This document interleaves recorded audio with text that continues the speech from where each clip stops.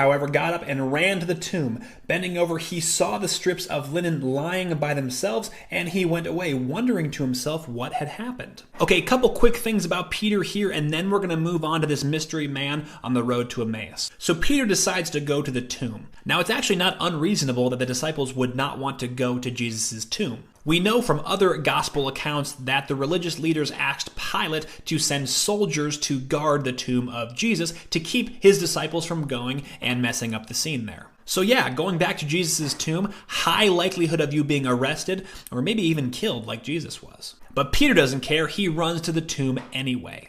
And it's totally in line with Peter's character that he runs to the tomb after Jesus. Peter is famously the least cautious of all the disciples, and that's on display here once again. Another quick note here is how Peter ran to the tomb. In ancient Israel, men typically did not run. This would have been considered an act that's kind of like undignified or childish. But Peter did not care. He was willing to be childish and undignified to go and find his Lord Jesus, who was risen from the dead. Way to go, Peter.